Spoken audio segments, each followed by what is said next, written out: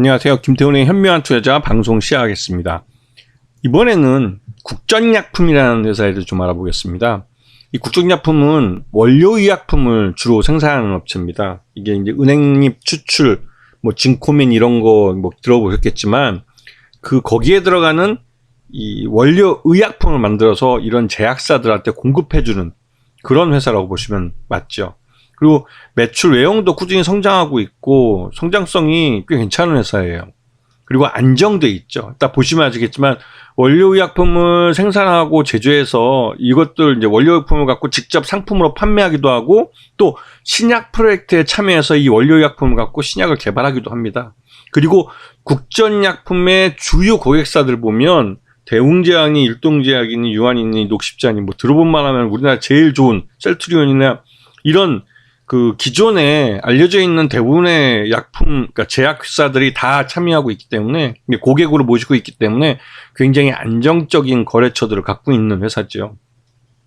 그런데 이 회사가 이제 2세 경영을 하면서 이 회사의 이제 회사를 물려받은 지금 현재 대표가 이 전자 소재 쪽을 키우겠다고 2년 전부터 이제 투자를 하기 시작했어요. 그리고 2023년 가을부터는 이제 양산을 하겠다고 해서 음성에다 공장을 크게 지었는데요. 그게 이제 완공을 했습니다.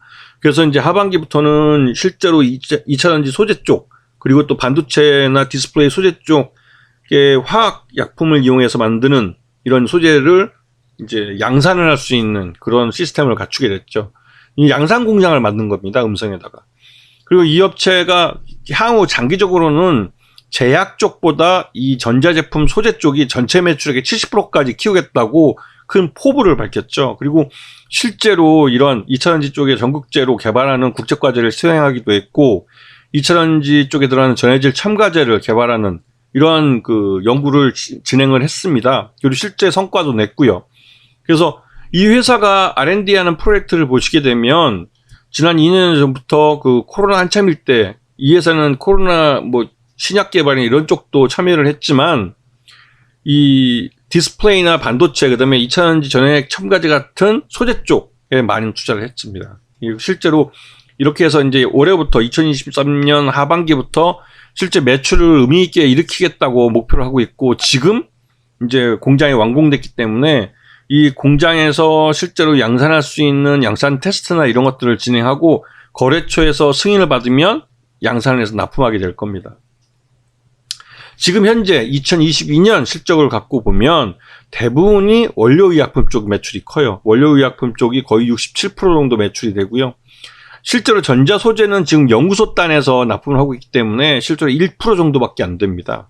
하지만 이쪽이 이제 하반기부터 점점 늘어날 거라는 거죠. 전체 매출액은 이제 작년 기준으로 1,000억이 넘었습니다. 매출 외형은 이제 꾸준히 잘 컸고요. 영업이익도 안정적으로 발생하고 있는데 이게 이제 좀 들쑥날쑥하긴 하죠. 작년에 비해서는 좀 주로 반토막이 났고요. 그리고 당기 순이익 같은 경우는 작년보다는 좀 늘어났어요. 이게 이제 금융 수익이 크게 발생을 했기 때문에 나타나는 이벤트적으로 늘어난 거기 때문에 이런 것들이 경상적으로 일어난다고 보기는 좀 어려운 측면이 있습니다. 이런 부분을 감안해서 보셔야 되고요. 최대주 지분이 61.99%입니다. 굉장히 최대주 지분이 높기 때문에 이 업체는 말 그대로 좀 호재성 재료가 나오면 바로 그냥 품절주가 돼버릴 가능성이 커요. 일단 이 종목도 솔직히 향후에 진짜 자금이 크게 대규모로 필요하면 유상증자를 할 수 있겠지만 그럴 염려가 별로 없는 회사 중에 한 곳입니다. 자, 작년 실적 기준으로 해서 적정 주가 한 7,000원 정도로 평가되는데요. 최근 들어서 올해 들어와서 주가가 이 7,000원 한번 찍어줬습니다. 그리고 지금 다시 이제 1분기 때 제약사들은 전년 4분기 때 특히 원료 의약품이기 때문에 4분기 때 이제 밀어낸 것들이 1분기 때는 재고 조정의 기간을 가져요. 그렇기 때문에 어느 회사나 특히 제조업들은 대부분 1분기 때 어느 정도 실적이 그 전에 4분기보다는 좀 나쁘고 전년도 1분기보다는 좋거나 나쁘거나 하는 경우가 많습니다. 그런 것들을 감안해서 지금 1분기 실적이 그렇게 좋지는 않을 수도 있어요. 왜냐면 공장을 완공하기도 했고 그런데 들어가는 부수적인 비용도 크기 때문에 그런 걸 감안하면 1분기 실적은 약간 다소 실망스러울 수 있습니다. 그러면 주가도 그런 1분기 실적을 반영하는 흐름이 나타날 가능성이 커요.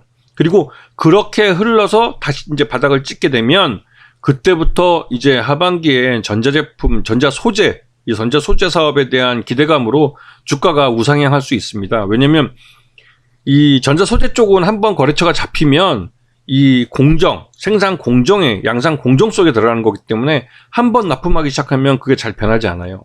그 모델 라인이 바뀌든지 아니면 그 생산 라인 자체가 개비하기 전에는 이 소재 자체를 바꾸지 않습니다. 그래서 지난번에 2019년 7월 달에 일본 그 우익 아베가 우리나라에게 반도체 소재를 팔지 않겠다 했을 때 그때 그 생산 라인이 멈추지 않은 이유 중에 한 가지는 일본 기업들이 그 전에 사전에 이제 중국으로 충분한 재고를 빼돌려서 우리 라인이 멈추지 않게 한 것도 있지만 또 다른 한편으로는 그중 라인 하나를 빼가지고 우리 한국 그 중소기업들이 만든 그 소재를 양산 라인에 실제 태워보고 그 소재에 맞춰서 양산 라인의 생산 시스템을 새로 개비한 겁니다. 그리고 나서 장기적으로 일본 업체들을 그 생산량 캐파를 줄였죠.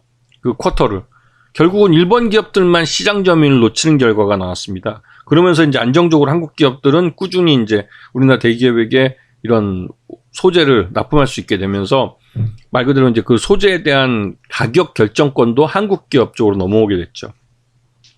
하여튼간에 국전약품은 지난번 코로나 한참일 때 다른 회사들이 코로나 신약이나 코로나 백신 같은 데 뛰어들었던 것보다도 물론 이 업체도 그렇게 하긴 했지만 그것보다는 전자 소재 쪽이라는 자신들이 갖고 있는 화학적 기술을 갖고 좀 더 자기 기술, 그러니까 뭐랄까, 지금 시장을 넓히면서 다각화하고 점프업을 할 수 있는 그런 기회를 모색했다고 볼 수가 있습니다. 그래서 국정약품 같은 경우는 지금 그 1분기 실적을 반영한 주가 하락이 나타난다면 그 하락의 바닥이 어디인지 확인을 하시고 좀 더 먼 장기적인 시각을 갖고 한번 보시면 나름대로 좋은 기회를 잡을 수도 있는 종목이라는 생각이 듭니다. 그래서 한번 공부해 볼 만한 가치가 있는 종목이라는 생각이 듭니다.